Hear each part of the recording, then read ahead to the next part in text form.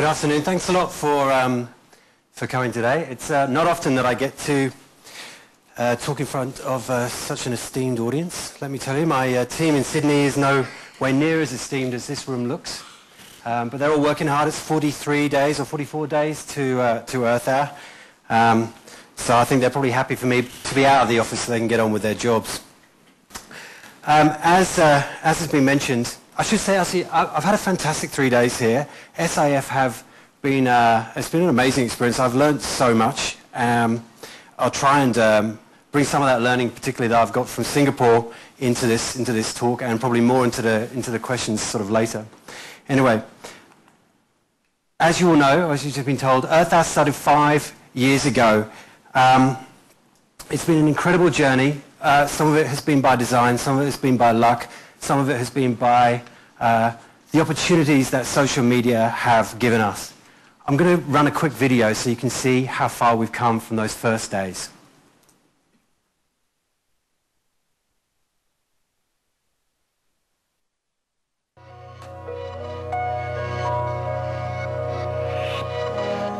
If there was 1 hour that mattered and one name that counted, it would be yours. What started out as a one-city event quickly became a global movement. It's the world's largest voluntary action for the environment. We are part of a massive sweeping campaign from east to west across the globe. With hundreds of millions of people across 7 continents building a movement for change.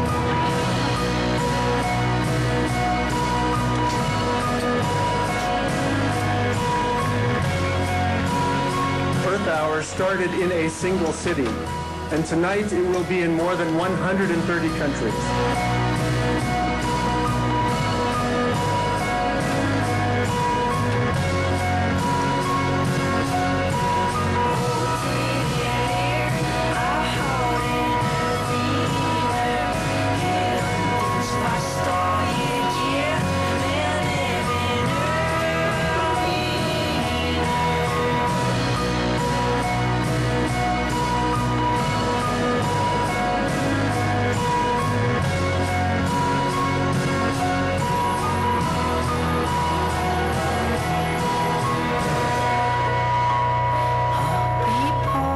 For the first time in history, are reaching a point where our wish to connect behind a common purpose is matched by our ability to connect. I will be hijacking MySpace.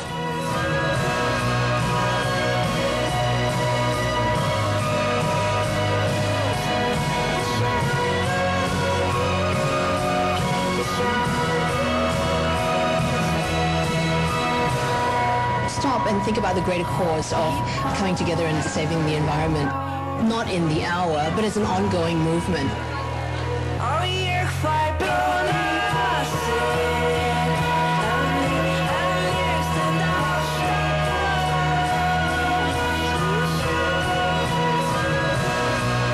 As we all play our part to make a difference for Mother Nature and for planet Earth.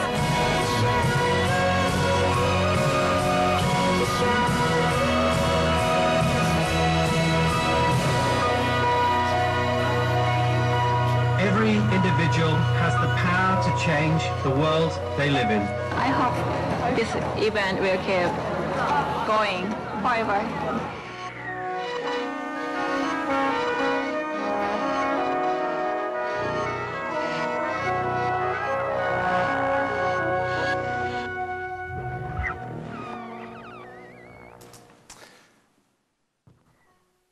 Okay, so the idea... very nice. So we came up with this idea for a really for an unusual unusual motivation, and it's very similar to Asim, the guy that set up Give.sg's motivation to start his organisation, and it was one of frustration. We had been working on campaigns. I'd worked at WWF in Australia since 2002. We'd won some really good campaigns, we'd lost some good campaigns, but one of the things that kept coming back to us was that we were constantly talking to the 5% who already cared, or arguing with the 5% who would never care, and often ignoring all those people in the middle. And in Australia back then, in 2006, we had a very climate skeptic government, a government that even some of the projects that we were working on, we were getting some grant money, would not allow us to mention the term climate change. It was called, we had to call it climate variability. Their bureaucrats, their ministers were saying to us, the people don't care and they don't believe that there is such a thing called climate change. And we didn't believe that, but we couldn't actually prove it. So we'd say, well, you're wrong, but they'd say, well, no, we're not. And the media didn't believe that particularly either. So we wanted to come up with an idea that would engage what we see as a 60% in the middle. So something that a rock band could do, or a school kid could do in a classroom, or a church could do, or a pub could do. Something that would unite people, give people an excuse to reach across their fence and shake the hand of the neighbour and say, I'm part of Earth Hour, I'm going to do Earth Hour, what are you doing? Do you want to come to a barbecue? Do you want to join us? And that's what we were looking for, a spiritual experience almost, an hour of inspiration. So originally, the project was called The Big Flick. I called it The Big Flick. It's a terrible name. Thankfully, Leo Burnett's, who we were working with, changed that to Earth Hour, and the rest is sort of history.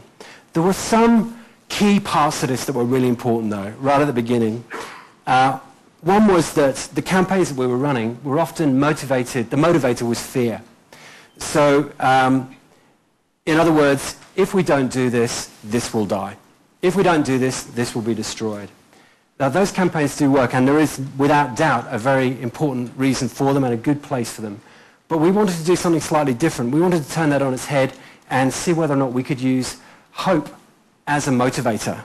And we had some other thoughts around as well. We sort of started to think about, we wanted it to be less street protest and more street party. Something that would be fun, something that a whole family could engage in, something that would bring that sense of community spirit that I think in some ways is lost. I mean, in Australia it's definitely lost to some extent. It was something that could bring that back. We also had a couple of other thoughts. One was that there was very few of us on the team organising this. We had very little money, so we had to come up with a plan that could be achieved with hardly any resource and no cash. Which would mean that pretty much the normal way you would approach a big campaign, like an advertising campaign, would have to be dumped. We'd have to come up with a new way of doing it. And one of those which really has a lot to bear on why Earth Hour works in social media is that we made the campaign what we call open source. In other words, anyone could be involved, any company could be involved, any individual could be involved, everyone's an organiser. It's sort of back to that kind of Kennedy-esque idea of don't ask your country what it can do for you, but what you can do for it. So making the people the inspirers, the people the organisers, the people that run, the people, the citizens, the owners of it, the shareholders in it. So, first year, one city in one country. The plan was that the next year we'd try and take it to every state capital in Australia, then take it global and see whether we could grow it over a number of years. At 7:30, the first one was at 7:30. I was standing by Sydney Harbour. I'd given up full-time smoking. I still smoke every now and again, really badly, but I'd given up smoking about 4 weeks beforehand. I was extremely stressed. I used to have a massive head of hair, and I lost most of it that night. Live on camera, waiting to see whether the lights would go down in Sydney. And this amazing thing happened. A few of us, these amazing guys who'd worked on this, were all standing there looking across Sydney Harbour. I could see the Opera House and the bridge, and the lights went off. And it was a full moon on that night. It was Batman-esque. This beautiful city, this beautiful harbour, this amazing stage opened up before us with the lights off, all the lights down, and it looked beautiful. And it was amazing. But the most amazing thing about it was that sense that you had that you weren't alone, and that even though an issue like climate change is so incredibly big that you feel often that it's too big to deal with, there was this slight glimmer of hope that citizens working together can achieve extraordinary things. Anyway, we're a few years on from there. This last year was 5,251 cities in 135 countries on every continent around the world, and that's kind of what we know at the moment. They're the countries that we know of. So getting into social media. We have seen extraordinary changes. When we first started Earth Hour, MySpace was the world's biggest social media platform. It isn't anymore. You may have noticed. Facebook and Twitter are right up there. But for Earth Hour, we sort of didn't plan this. It's happened in parallel. We've been lucky to have these tools, which is what I think social media is, running in parallel with us, empowering us to do more, empowering us to reach out in a way that we'd never been able to 10 years ago, for example. Would Earth Hour be what it is now without social media? I have very little doubt that it would not have succeeded in the way it has. In 2010, our digital footprint, so the amount of people that directly connect with our platforms, with our website, with our Facebook, with our Twitter, with our apps, was 17 million. In 2011, that went up to 91.4 million. And again, we tried to make that happen, but that's happening because the community is using these tools to mobilize and organize and to converse about Earth Hour. And, that's an extraordinary piece of growth. We expect the same thing to happen again this year. If we get the same percentage of growth, I'll be amazed. But that is how people are organizing around Earth Hour. In terms of what they're doing, Facebook is really the conversation piece for us. It's where there is a conversation going on about what is Earth Hour. Does it do any good? What else can we do with it?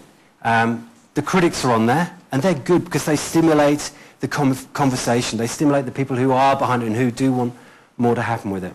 Twitter has become our news service. Now, these lessons are repeated in lots of organizations. These aren't unique lessons. But Twitter is our news service. When Earth Hour is happening on the night, you can watch us trend to #1 around the world. I think we trended at #1 in 9 of the top 12 territories for Twitter last year. And that's how people are communicating what they're doing. And it's an amazing thing. Imagine that 5 years ago. You couldn't do it.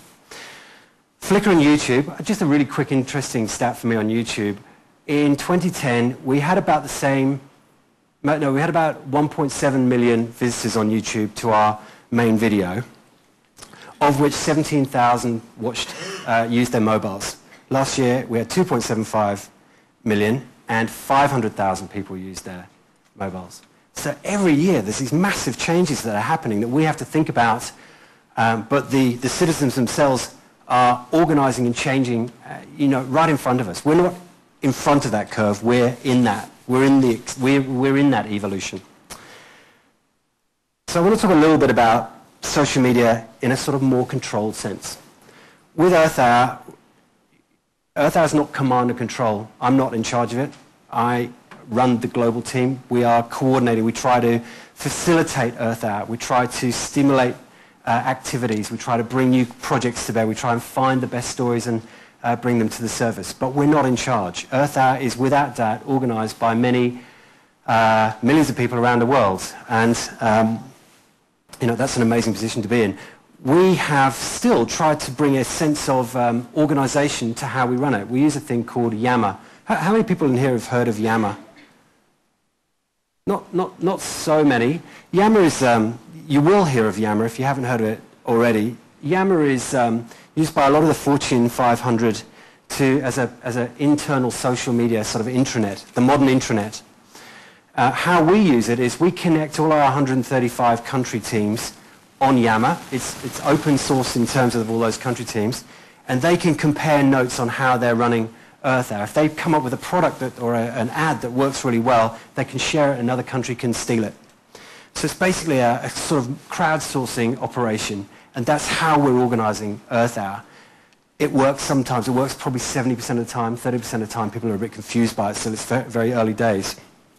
But it is an example of a controlled use of social media. One of the subjects that keeps coming up come up a lot in the last few days is control. Control of message, control of topic. What happens when people start saying ugly things on social media? And I know there's examples out there at the moment. And it's something we've thought about a lot. But I said at the beginning of this, we've made Earth Hour an open source campaign. That means we cannot control it. And the hardest thing has been to let the idea of control go and to try and just let the thing flourish and let the people police it, organize it, get behind it, let them be the judges of what's good and what's bad. The Yammer platform is in an organizational sense the same approach. You know, if someone puts something really stupid on there, we'll take it down. But in general, we want the uglier questions, the more difficult questions, to come to the surface so that we can work out how to address them. Anyway, have a look at Yammer if you're interested. So to give you a bit of context, just been the Super Bowl. This was last year's stats. Earth Hour, in a digital sense, is bigger than the Super Bowl, bigger than the Super Bowl ads.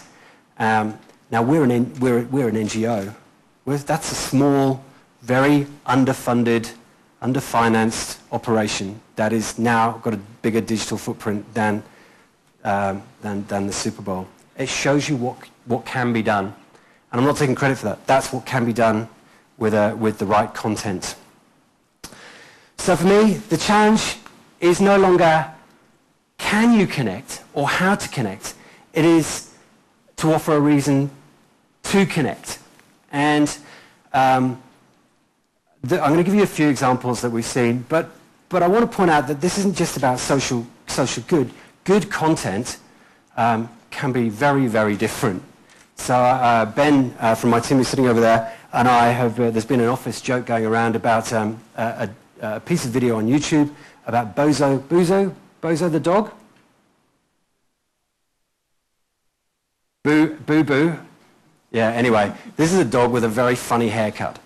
And this piece of video has gone absolutely everywhere. It is an enormous, I don't know if anyone's seen it, but look up a dog with a dog's name beginning with B, you'll find it.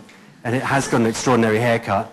But it's, I hate to say it, but that's great content today. So great content doesn't have to be about social good. Great content can be something that just interests you. And from a campaign perspective, from a WWF perspective, from an Earth Hour perspective, we often have to remember that what we think is interesting is often not. And our message is often quite dull. Our message is what we're obsessed by, not what the 60% might be interested in. And that's a really important thing that I have to remember constantly, my team has to remember constantly, and it's something that you fight over a lot within a big organization. I'm going to go on some examples. So I was just saying about content. It can be a great goal from a great footballer. It can be a funny video of someone falling over. It can be a great cause. It could be an amazing news story. You just don't know. So let's talk about some of the things that have been that are sort of fairly relevant in the last couple of years. So Arab Spring is obviously up there. I was watching CNN the other night, and it was a year since the first protests in Bahrain.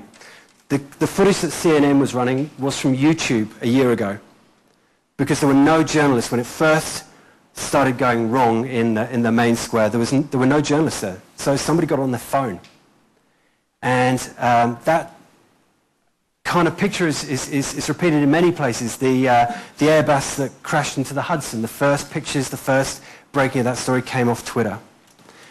Even the assassination of Osama bin Laden, there was a guy who put it on Twitter first. We found out slightly later. With the Arab Spring, especially when you look at Egypt, the week before, 2 weeks before Hosni Mubarak resigned, the mentions of that on Twitter were about 2,300 per day. The week before he resigned, 230,000 a day. So again, it's a news service. It's a way of escalating the interest around the world, and in many ways, I'm sure that was providing some level of pressure.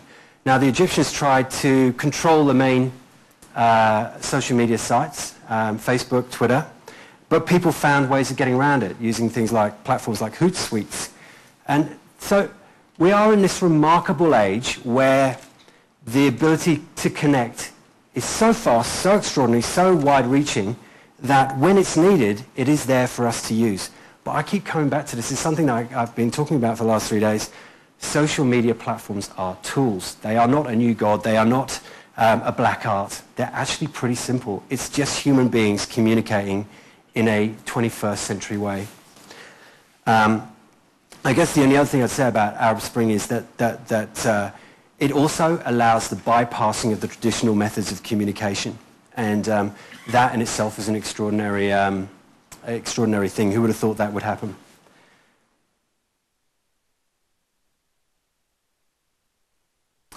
So here's a few more. There was as you know, there was a bad earthquake in Chile last year.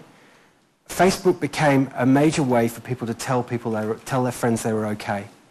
So you post on website on your Facebook page, I'm okay, your 100 friends, or in my case, my 3 friends would know that I'm okay.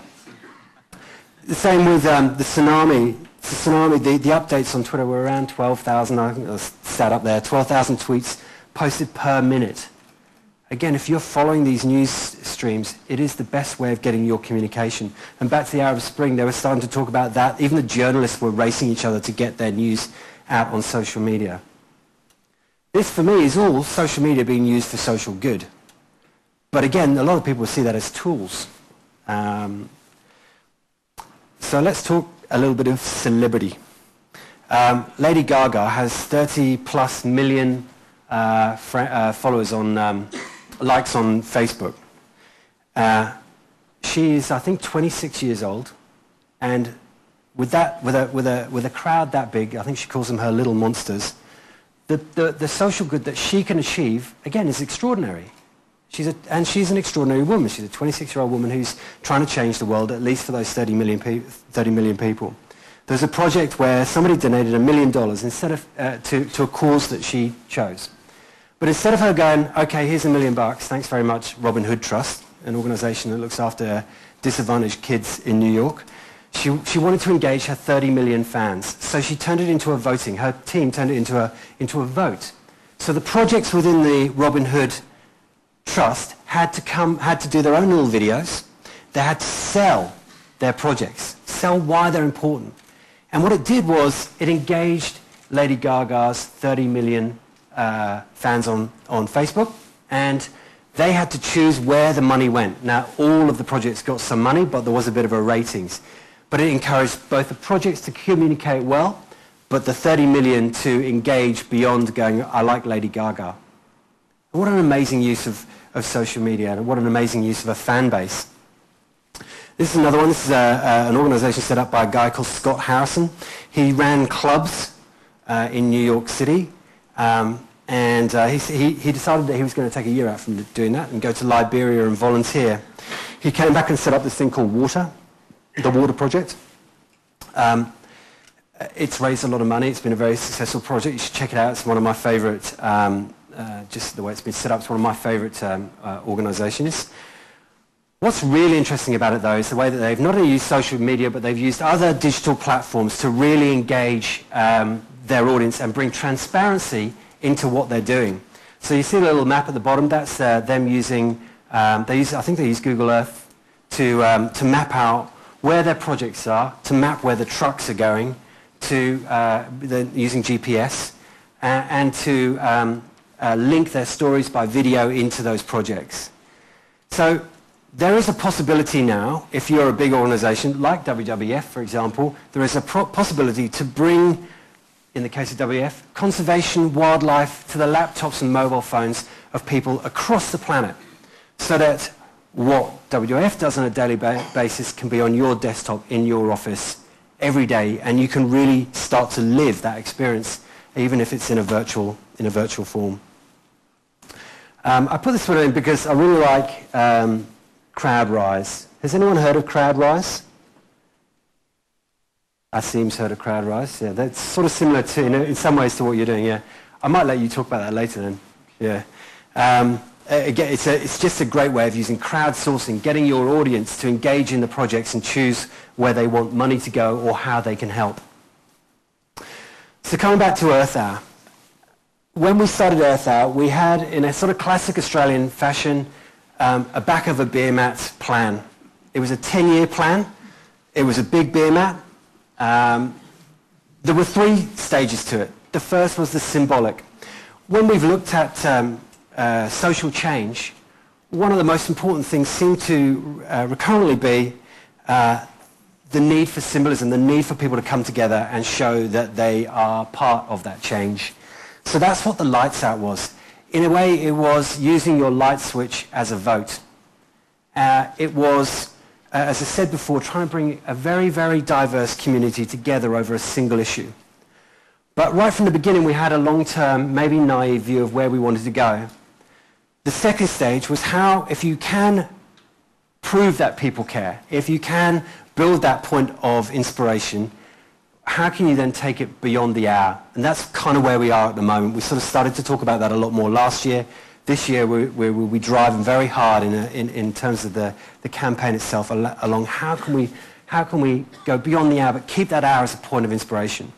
But the long-term goal, and this is why we're so lucky to have started this when we did start it, is to create or to be a catalyst to an interconnected global community that shares the opportunities and challenges that are definitely coming our way, whether they be a kid in a classroom, a CEO in a company, or a president running a country, sharing the opportunities and challenges to push for the move towards sustainability. We obviously know, coming from a very small team, that you can't do it alone. You have to, in some way, magnify and interconnect. And we're starting to really see that now with Earth Hour, but we still believe we're on a journey. And it takes patience to get there. So this year, for Earth Hour, I'm now going to start spruiking the campaign, as we say. Tell you what we're going to try and do this year.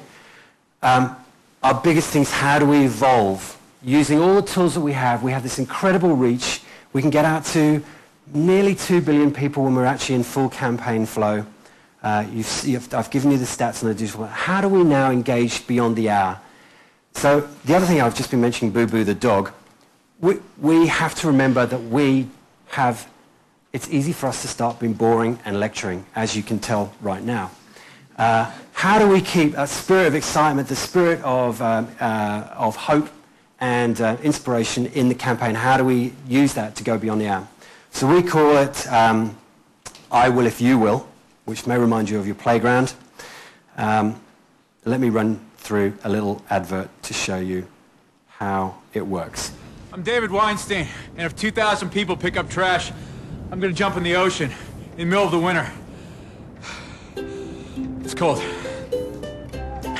अगर 5,000 लोग अपने घरों में energy efficient light bulbs लगाएंगे तो मैं एक हफ्ते के लिए अपने कॉलेज में लड़की बनकर जाऊंगा मतलब मैं अपनी मम्मी की साड़ी मेकअप ज्वेलरी सब कुछ लगाने के लिए तैयार हूं 10,000 personas a reciclar en sus hogares. Yo de verdad me voy a montar en un avión, voy a subir arriba hasta el cielo y me voy a lanzar en paracaídas. Por primera vez, con el terror que tengo y todo, estoy dispuesta a hacerlo.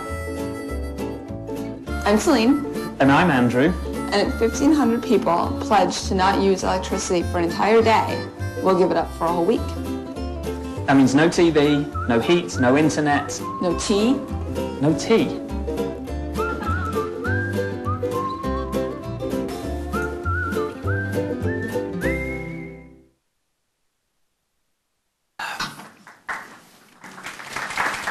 We'll see if it works first.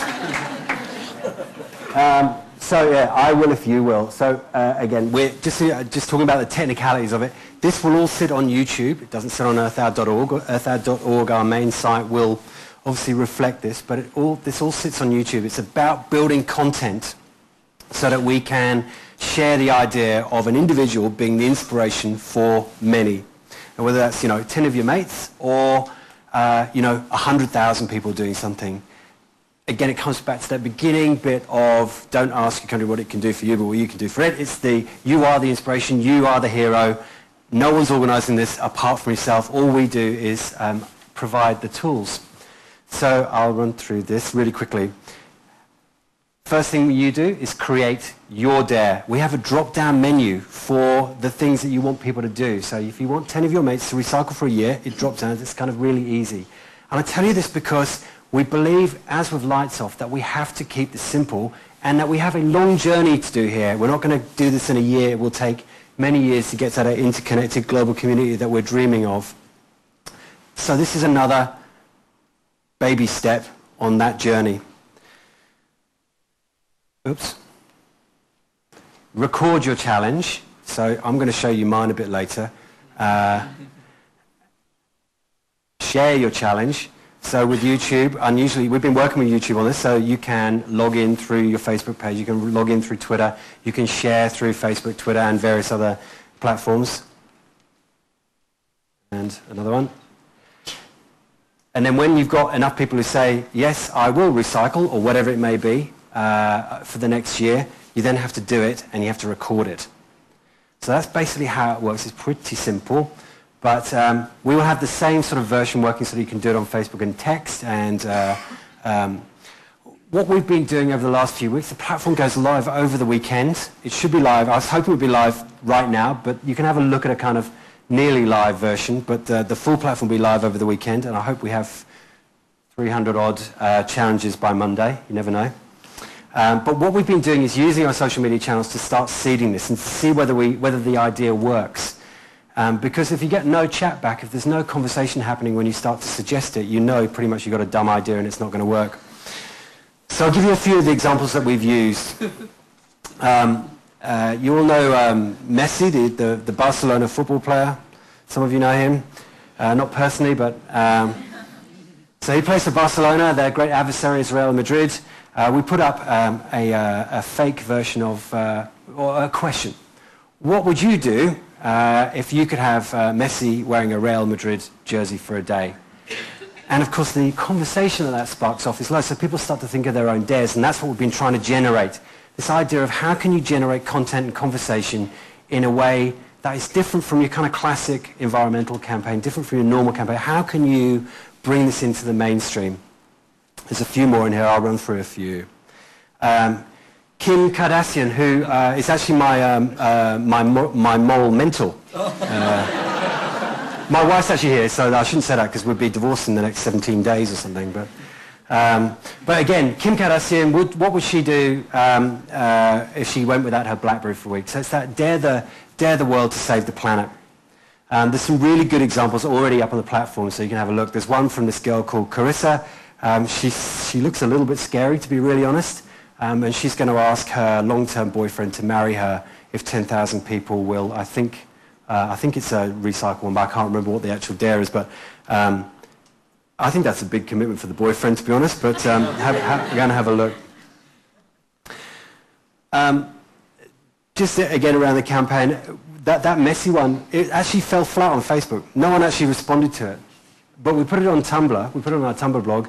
And suddenly an online site for football in Spain picked it up, and it just exploded. So the thing again is it is about content. Sometimes something on Facebook works for us, sometimes it really doesn't. Sometimes it works on Twitter, sometimes it doesn't. In this form, on Tumblr, in a longer form, 300-word blog, it got picked up by a whole load of soccer heads in Spain. And then it went back into Facebook and back onto Twitter, and that's how it generated the story. But it did what we wanted it to do. So this is our site. This is earthhour.org. Now, earthhour.org last year, we had extraordinary number of visitors, but they only stayed for about less than 30 seconds. So we had something quite wrong with what we were doing. We changed it quite dramatically, and I think what it showed to me was that we were still thinking of Earth Hour as an event, and the audience was thinking of Earth Hour as something a bit bigger than that, because we were given the details of what time, where, what to do, that kind of stuff. And what it needs to be would be more magazine-y, more of the long-term, the core platform that sits underneath everything we do, a place we can go for more of the kind of the in-depth magazine approach to Earth Hour. So we've changed it. We dramatically changed it this year. It's a pretty simple site, but again, have a look, see what you think. It has become really important to us in terms of blogging, and that seems to, especially Tumblr, has become more important in terms of what we're doing. So starting to sum up now. Some big lessons that I wanted to leave you with. I think if I'd written this after the last few days, I'd have added a few more. Mobile landscape is expanding in an extraordinary way, and I think from an Earth Hour perspective, we still haven't worked out how we can use that in a way that we would, in the way that we will do in the next couple of years. But it does bring that, it takes Earth Hour into places, it takes it off the desktop. And It means that if we're doing a project that goes beyond the hour, it's easier to capture, it's easier to share information. Coming on to the next one, geolocation. Well, we're starting to use Meetup. I don't know, who uses, does anyone know Meetup here? Is that a popular site in Singapore? Yeah? So Meetup, we sort of first came across Meetup when Oprah Winfrey used it in the States. She used it to try and get mums together to talk about the education system. Meetup is basically, they say, they are a platform to connect the disconnected physically. It's very popular, for example, with young mums who have suddenly found themselves with a kid and alone often. This is a way for young mums to get together. It's one of the most popular uses of Meetup. So it's basically a way of organising local groups. So Oprah used it, as I said, to organise parents around education in the States. But it's geolocation. It allows you to meet people in your own area. I'm going to flick on to the next slide, so I think I'm running a bit over time. So there's Meetup, Instagram. There's another one there called Give. Asim's here. I'm sure he'll talk about that a bit later. But these are all sites that we see as flourishing. Instagram has become very popular with Earth Hour. We think it will be one of the really exceptional ways that images will be caught this year. Is everyone Instagram popular here? Okay, there are a lot more than the other ones. Okay. And Google Plus, of course, an unknown entity at the moment. We don't know how big that will be. It's growing really rapidly. We're not sure whether people go back after the first time they've used it. But all these things are more and more platforms for people to connect and share and organize. And if you want to do social good, it's a way of making that happen. So I'll finish off with my dare. Now, just before I walked into the room, one of the board members for SIF told me that she had just done this. So I feel a bit cowardly now. But anyway, let's run the video. Hi, I'm Andy from Earth Hour, and if 10,000 people commit to doing an I will if you will, this year I will get in the water with one of these. Come with me, Ben.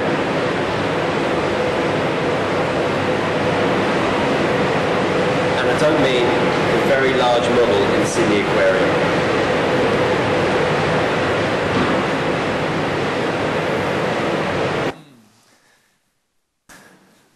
So I haven't done it yet. There's quite a lot of people trying to get me to do that outside a cage. One of them's there. This man runs communications and marketing for WWF and has a friend in Mexico who actually does do that outside a cage. And he's already connected with him to ask for a spare place on the boat. He is, but he is going to be that same guy of that, you know, the film about the guy with the bear who got eaten.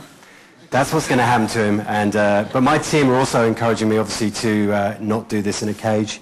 But I won't sign their invoices, so they need to think more carefully about that. Okay.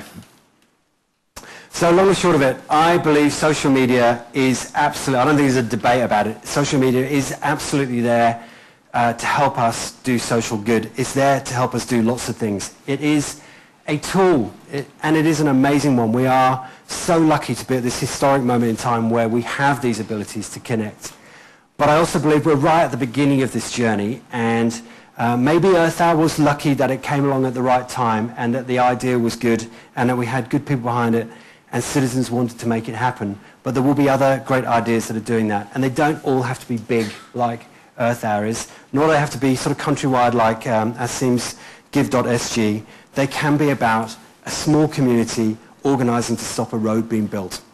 They can be about a small community trying to make sure that the mums in that community are sharing the challenges of being a young mum together. They can be big or small, but that's what social media to me is about, and that's why I think we live in extraordinary times. Thanks a lot.